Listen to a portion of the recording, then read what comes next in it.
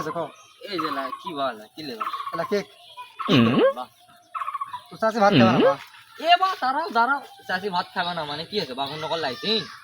বেশি কথা কইস না আমি কই দিনু চাচি ভাত খাবে না কই দাও কথা কই হ্যাঁ কথা কই আরে সুদো সলবে লাতে বাকি না ঠান্ডা মাথা